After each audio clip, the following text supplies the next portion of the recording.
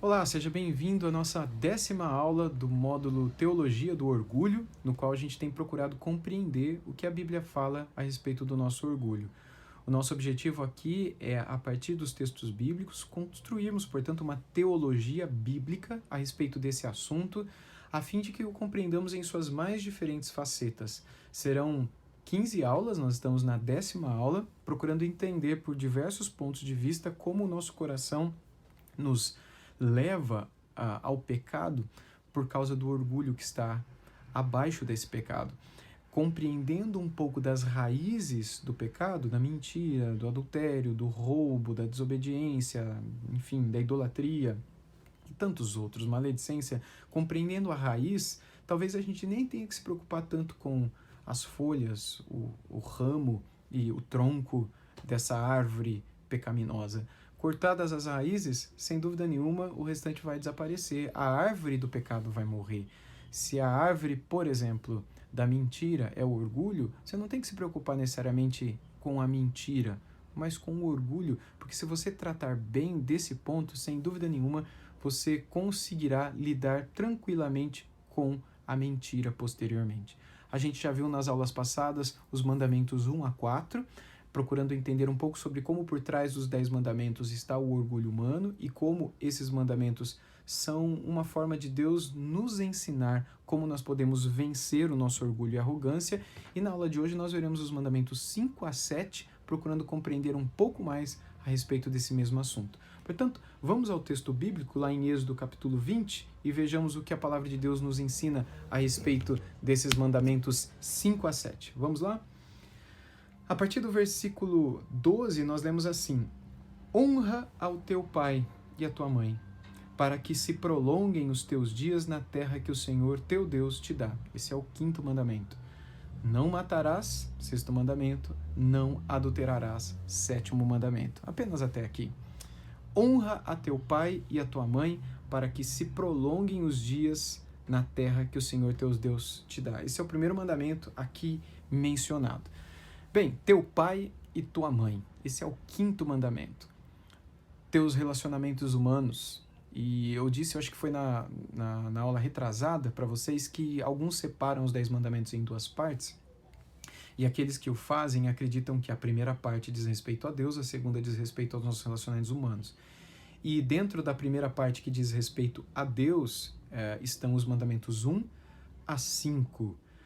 Eu não teria dificuldade com isso. Outros dizem que não. É do 1 ao 4, e os mandamentos que estão relacionados ao nosso relacionamento social com os outros seres humanos é o mandamento 5 ao 10. Então, os primeiros 4, a gente e Deus, os últimos 6, a gente com a gente mesmo. Porque o 5º mandamento, que é esse que a gente está agora, embora diga respeito ao pai e à mãe, o pai e a mãe estão no lugar de Deus, nos representando, ou representando a Deus, espelhando a Deus para nós, nos ensinando o caminho de Deus.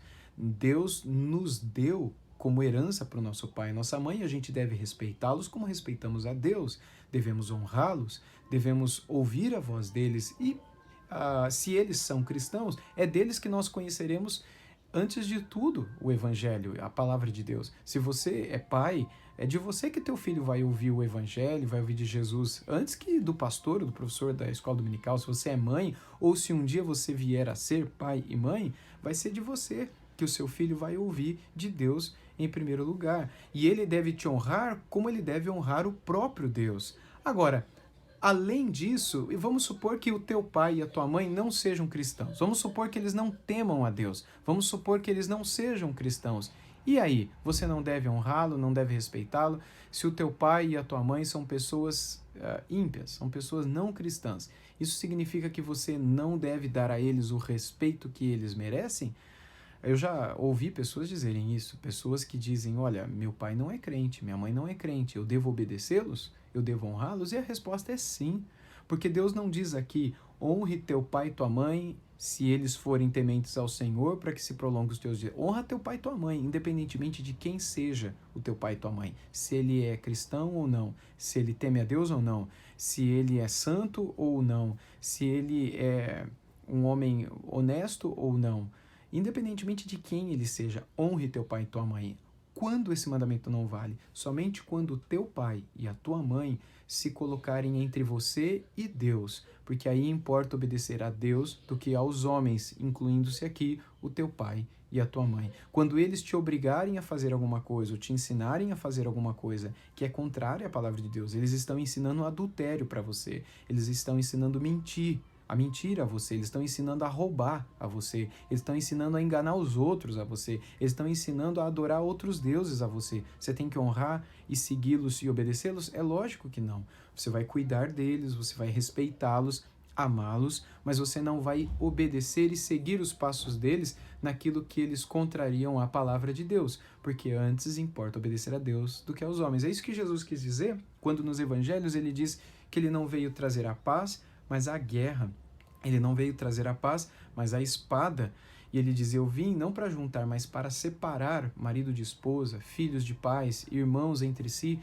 O que Jesus quis dizer com isso? É óbvio que ele não veio para destruir famílias, mas o contexto no qual essas palavras estão inseridas nos mostram que muitas vezes dentro de uma mesma família as pessoas desejarão separar-nos de Deus, separar-nos da fé, impedir-nos de obedecer a palavra do Senhor. E quando isso acontecer, a espada do Evangelho nos separará dos nossos familiares mais próximos. Mas isso não exclui o quinto mandamento, que nos ensina a honrá-los sempre, independentemente de qual situação for, cuidar deles em suas necessidades também.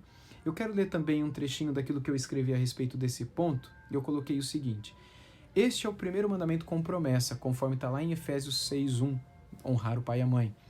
Não sabemos direito como obedecer e honrar pai e mãe, como isso está ligado ao dias prolongados sobre a terra, mas o fato é que o Senhor diz claramente que se quisermos honrá-lo, devemos honrar pai e mãe.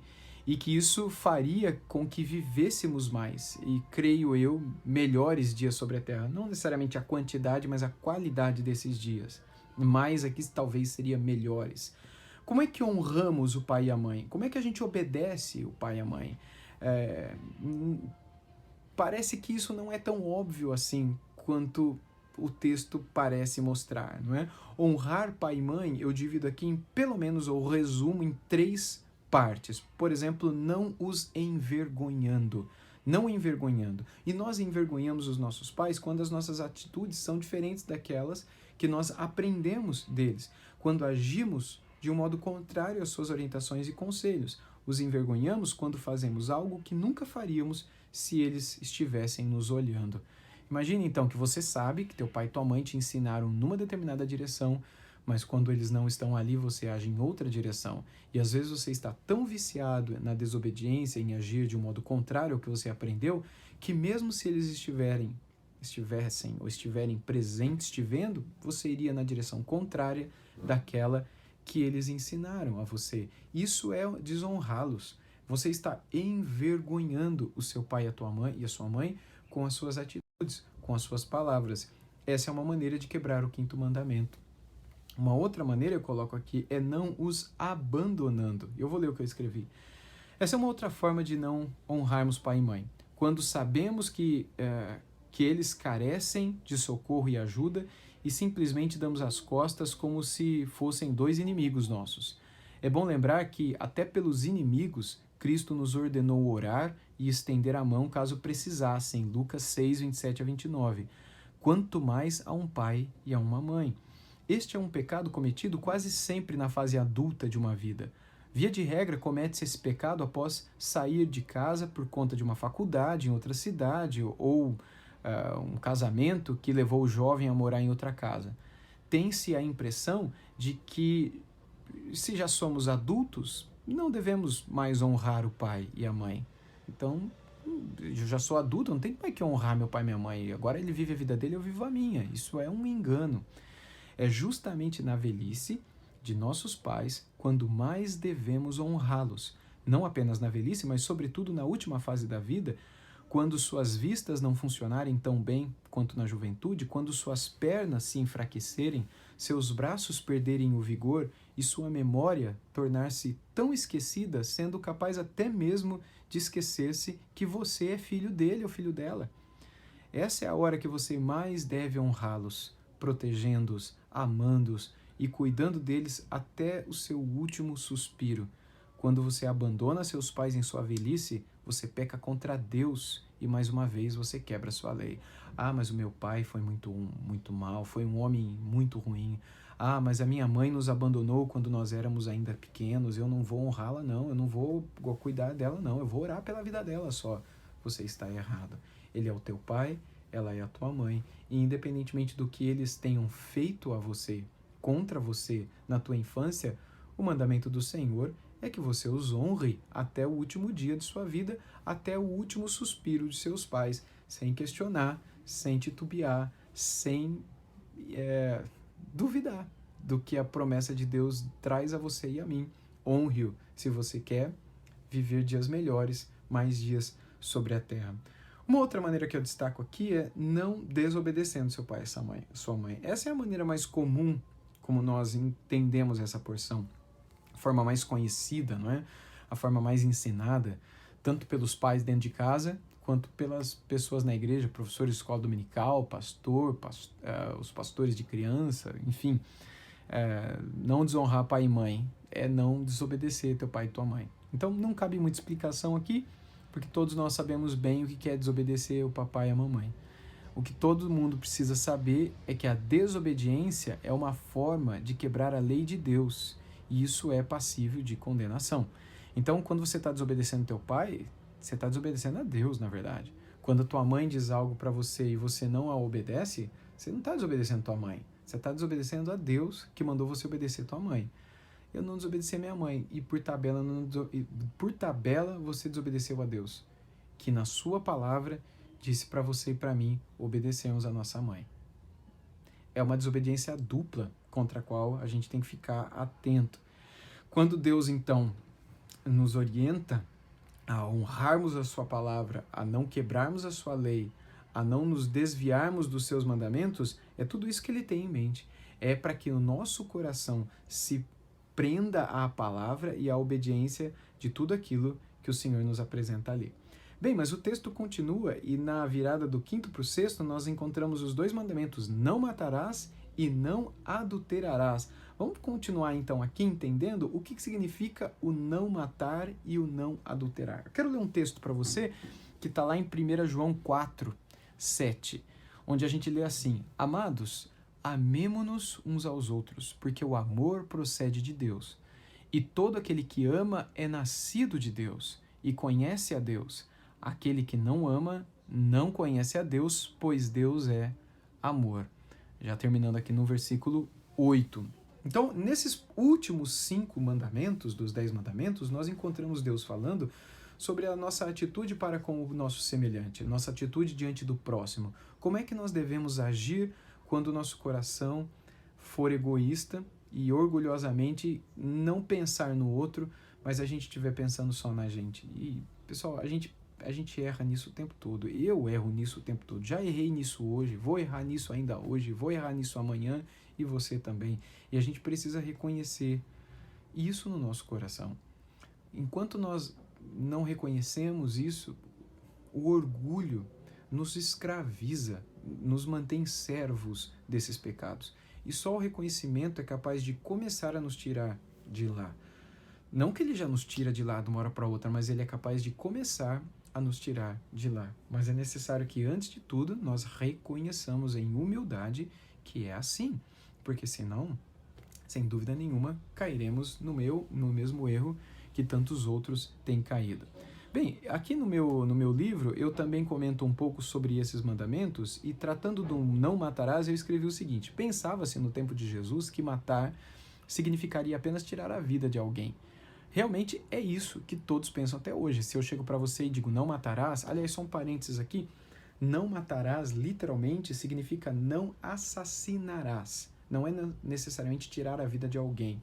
Por exemplo, um policial, no exercício do seu serviço, quando para defender uma vida ele tira a vida do bandido, do criminoso, do assassino, ele não está quebrando o 5º mandamento. porque o mandamento não é simplesmente matar, mas assassinar, sendo que você não é um braço do Estado, não é? Alguém que possui o ofício permitido por Deus e determinado por Deus também para tirar a vida de alguém quando esse alguém estiver trazendo risco à vida de outro.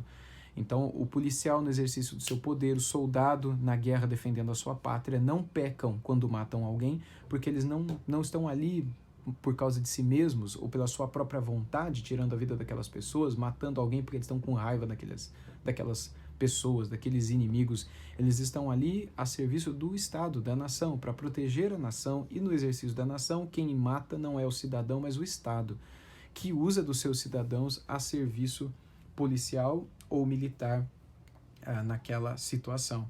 Portanto, o quinto mandamento literalmente deveria ser traduzido: não assassinarás. Você que é um cidadão comum, não assassinarás.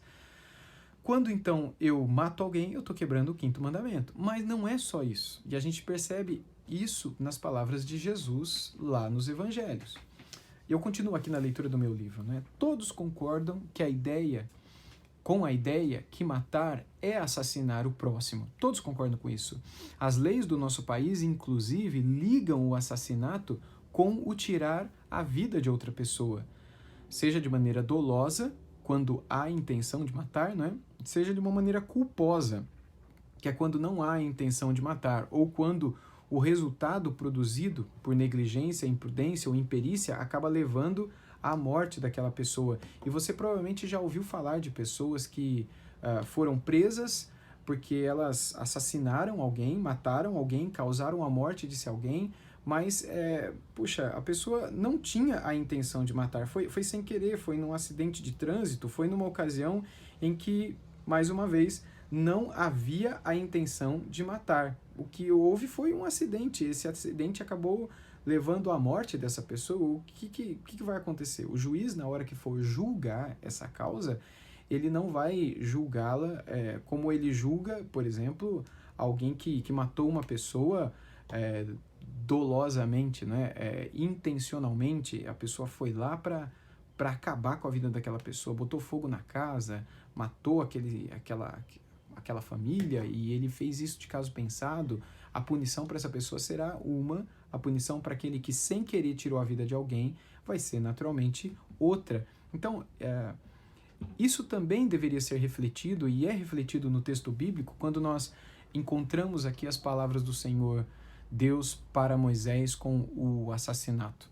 Então, procurando entender melhor a intenção, continuando aqui na leitura, eu escrevi o seguinte: para Jesus, matar a outra pessoa é apenas a ponta do iceberg. Por baixo da superfície é que está o real problema do assassinato. É no coração humano que se encontra a fonte do assassinato. Mas os fariseus, judeus religiosos do tempo de Jesus, não pensavam assim, nem haviam compreendido isso na palavra de Deus. Jesus, então, esclareceu a eles o significado do não matarás com as seguintes palavras. Aqui eu leio o trecho de Mateus capítulo 5, versos 21 a 24, onde lemos assim: ouvistes o que foi dito aos antigos, não matarás, e quem matar estará sujeito a julgamento. Eu, porém, vos digo que todo aquele que, sem motivo, se irar contra o seu irmão, estará sujeito a julgamento. E quem proferir um insulto a seu irmão, estará sujeito a julgamento do tribunal. E quem lhe chamar tolo, estará sujeito ao inferno de fogo. Se, pois, ao trazeres ao altar a tua oferta, e ali te lembrares que o teu irmão tem alguma coisa contra ti, deixa perante o altar a tua oferta e vai primeiro reconciliar-se com teu irmão, e então, voltando, faze a tua oferta. O que Jesus ensina aqui com essa palavra? Jesus ele coloca aqui que, antes de tudo, você deve olhar para o seu coração. Lá em 1 João 3,15 diz que todo aquele que odeia o seu irmão é homicida. 1 João 3,15. Logo, o ódio te faz homicida, assassino. Logo, o matar uma pessoa, a quebra do sexto mandamento, não é simplesmente você apertar o gatilho e o projétil tirar a vida daquela pessoa que está na frente de você. É já no teu coração você desejar profundamente que aquela pessoa não exista. Do fundo do teu coração você quer que aquela pessoa lá morra. Do fundo do teu coração você odiar aquela pessoa a ponto de chamá-la de tola, de idiota, de outras coisas mais. Raká, que é a expressão hebraica que está aqui, que foi traduzido como tolo, mas poderia ser qualquer outra expressão, não é necessariamente dizer uma pessoa é tola, não é? Não é, mais uma vez, entenda que não é simplesmente dizer tolo que faz de você um pecador, mas é você, do fundo do teu coração, achar que aquela pessoa é uma pessoa que não merece viver, que é uma pessoa inútil, e você desprezar aquela pessoa, você não interceder pela vida dela, você não estar pronto a andar uma segunda milha com ela. Por mais ruim que ela seja, o que a palavra nos ensina nessa porção é que a gente não pode nem deve tratá-la de uma maneira que ofende a Deus antes de tudo.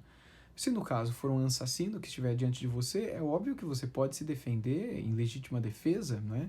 Se é um assassino que está querendo tirar a vida da sua família, dos seus familiares, é óbvio que você pode tirar a vida dessa pessoa para proteger a tua família, porque não proteger a tua família é falta de amor, e aqui a falta de amor é pior do que o matar.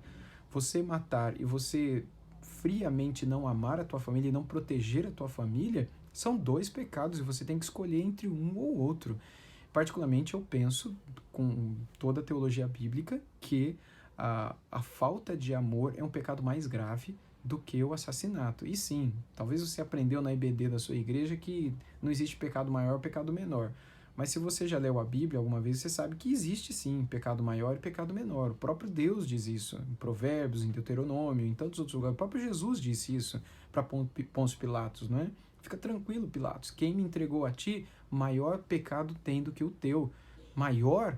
Sim, maior. É óbvio que todo pecado é pecado e todos nos levam para longe de Deus, todos são iniquidade e todos resultarão em uma condenação e culpa, mas alguns são mais ofensivos para Deus.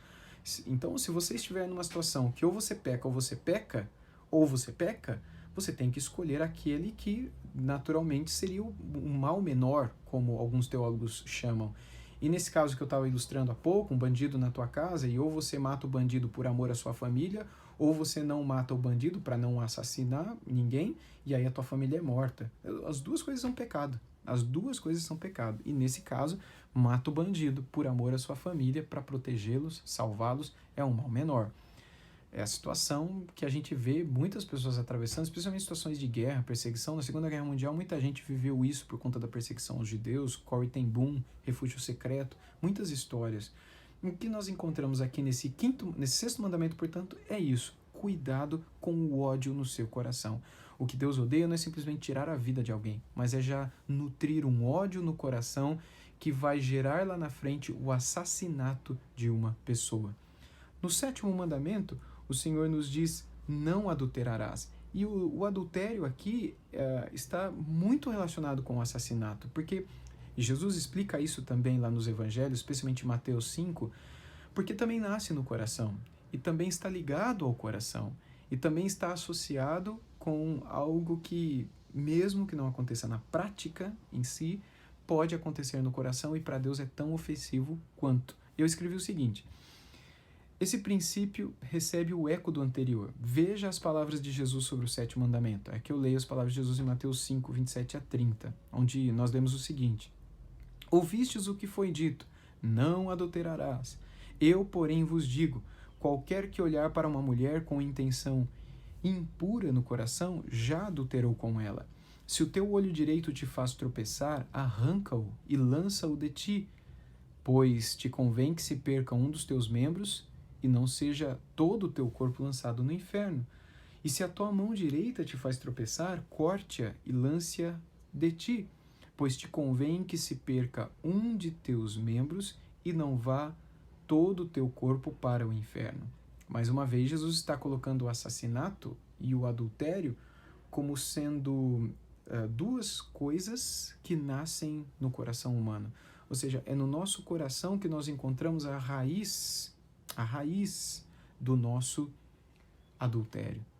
O problema não é você simplesmente manter um relacionamento, inclusive com conotações sexuais, fora do teu casamento. O problema é na sua mente você nutrir esses pensamentos, você gerar, você fantasiar, você alimentar com esses pensamentos. Isso já é um adultério para Deus.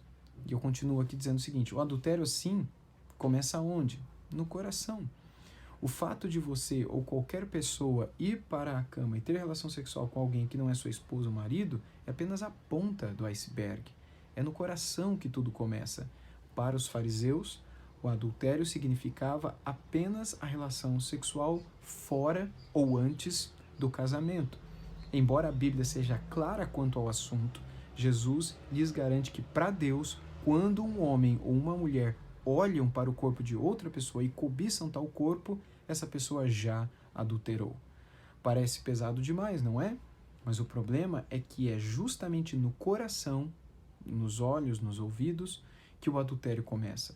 É por isso que devemos guardar o nosso coração, a fim de não chegarmos ao ponto de quebrarmos a lei de Deus em todas as esferas, tanto no coração quanto na esfera física, na matéria. E eu termino com a seguinte expressão: sobre as palavras, se o teu olho direito te faz pecar, arranque, o tua mão direita corte-a de ti, tratam de linguagens figuradas e não literais, obviamente, querem apenas dizer que você deve tirar da sua vida tudo aquilo que leva você ao adultério. Corte de sua vida, se necessário for, programas de televisão, seriados, revistas, sites, enfim, na internet, e até mesmo pessoas que talvez estejam te fazendo ir a pensamentos que têm conduzido ao adultério na mente e no coração. Pessoas, ambientes, lugares, etc. Há um tempo atrás eu conhecia, muitos anos atrás, na verdade, um senhor, já com seus 70 e poucos anos, que um dia dirigindo me deu uma carona, não é? E ele deu uma longa volta para chegar na casa dele. E esse senhor já é falecido, isso faz muitos anos, ele já era bem idoso nessa época. Ele me disse: você sabe por que eu fiz essa longa volta para chegar aqui na minha casa, né? E eu disse: não. Ele disse: é porque há muitos anos atrás eu tive um caso, não é, com uma jovem, que hoje já é uma senhora também, mas com uma jovem que morava na rua da minha casa, e até hoje ela mora ali. E depois que nós nos separamos, que a gente não teve mais os nossos encontros, né, eu fiquei alguns anos sem ninguém. Depois conheci a minha esposa e nos casamos, mas a lembrança que eu tinha dos encontros com aquela jovem que eu conheci, que mora ali naquela rua, indo para minha casa, e que depois eu me separei até que eu casei com minha esposa, permanece na minha memória até hoje. E a simples lembrança dos encontros, do corpo, dos momentos que eu tive com ela, me fazem pecar, me fizeram pecar por anos. Eu já estava casado com a minha atual esposa, mas só a lembrança que eu tive me conduzia ao pecado. E eu entendi diante de Deus, ele dizendo para mim que se eu quisesse vencer esses pensamentos, eu não deveria passar mais por ali. Então, por conta disso, criou-se uma regra na minha cabeça de que o caminho de casa é esse. Porque só de estar ali, isso me traz lembranças à mente. E ali eu aprendi uma grande lição com aquele senhor. Qualquer coisa que me traga à mente, que me alimente a imaginação com coisas pecaminosas, sejam elas de qualquer pecado que forem, esse daqui, mentira, orgulho, arrogância, etc., vaidades, ou esse caso, que é o caso que nós estamos a tratar, nós devemos fugir, devemos fechar, desligar, dar a volta, para que no nosso coração não seja alimentada a imaginação que nos levará ao pecado. O que o orgulho tem a ver com isso? Tem a ver que se você não faz isso, você é um orgulhoso, uma orgulhosa. Tem a ver com que se você não faz isso, se você não tem essa atitude, você está achando que você é capaz, que você é forte, que você consegue. Não, eu estou com raiva, mas eu não vou matar esse cara, não. Eu só estou com raiva. Não, eu estou vivendo esse momento aqui, estou conversando, estou olhando, mas eu não estou desejando no coração. Que isso? Como é que você é capaz de conhecer o seu próprio coração? Lembra do profeta Jeremias 17, que diz: enganoso é o coração, desesperadamente corrupto, quem o conhecerá? Você não conhece seu coração, toma cuidado com ele, conheça o Senhor, confie na palavra do Senhor. E se ele diz em sua palavra que você e eu não devemos confiar no nosso próprio coração, que a gente deve fugir desse pecado que nutrimos no nosso coração, é bom que nós façamos isso. É bom que a gente ouça a sua palavra, para que o orgulho não nos leve a quebrar a sua palavra, e o orgulho não nos leve ao adultério, e o orgulho não nos leve ao assassinato, e o orgulho não nos leve a tudo aquilo que fere o coração e a vontade de Deus.